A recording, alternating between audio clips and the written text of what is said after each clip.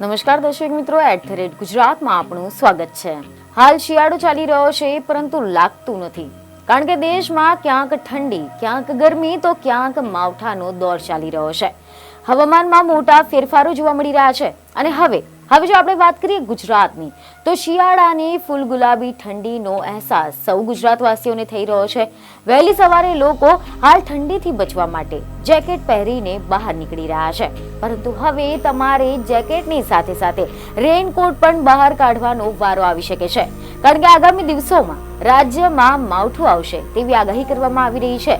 જી હા, રાજ્યના મોટાભાગના વિસ્તારોમાં વાદળછાયું વાતાવરણ જોવા મળી રહ્યું છે। ત્યારે હવે શિયાળામાં સામાન્ય રીતે ઠંડી પડતી હોય છે, પરંતુ હવે ગુજરાતમાં વરસાદની આગાહી સામે આવી છે અને આના કારણે સૌ કોઈ ચિંતામાં મુકાઈ ગયા છે।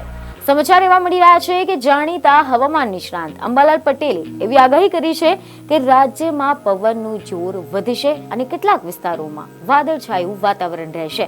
27 અને 28 ડિસેમ્બરે પશ્ચિમી વિક્ષોભ આવશે, તેમજ ઉત્તર અને મધ્ય ભાગમાં સાયક્લોનિક સર્ક્યુલેશન સર્જાશે અને આ બધા કારણોસર બનાસકાંઠા, મહેસાણા, પંચમહાલમાં કમોસમી વરસાદ પડી શકે છે। જ્યારે આવતીકાલે એટલે કે 26મી ડિસેમ્બરથી રાજ્યમાં ઠંડીમાં ઘટાડો થઈ શકે છે। 26 થી લઈને 28 ડિસેમ્બરમાં ગુજરાતમાં માવઠું થવાની શક્યતા છે।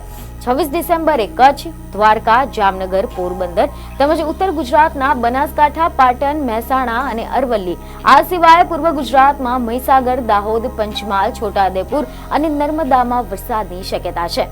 ત્યારબાદ 27મી ડિસેમ્બરે કચ્છ, બનાસકાંઠા, સાબરકાંઠા સહિત પૂર્વ અને દક્ષિણ ગુજરાતમાં વરસાદની આગાહી છે, જ્યારે 28મી ડિસેમ્બરે કચ્છ અને દક્ષિણ ગુજરાતના કેટલાક જિલ્લાઓમાં વરસાદની આગાહી કરવામાં આવી છે। તો બીજી તરફ સમાચાર એવા મળી રહ્યા છે કે હવામાન વિભાગે પણ એવી આગાહી કરી છે કે રાજ્યમાં 26 ડિસેમ્બરથી લઈને 3 દિવસ સુધી કેટલાક ભાગોમાં વરસાદની સંભાવના છે અને આગામી 5 દિવસ સુધી તાપમાનમાં કોઈ ફેરબદલ થવાની સંભાવના નથી, પરંતુ 26 થી લઈને 28મી ડિસેમ્બર સુધીમાં રાજ્યના કેટલાક ભાગોમાં કમોસમી વરસાદની સંભાવના છે। સમગ્ર રાજ્યમાં વાદળછાયું વાતાવરણ રહેશે અને કેટલાક શહેરોમાં ધુમ્મસ છવાયેલું રહેશે। બીજી એક ખબરો સાથે ફરી મળીશું। ધન્યવાદ।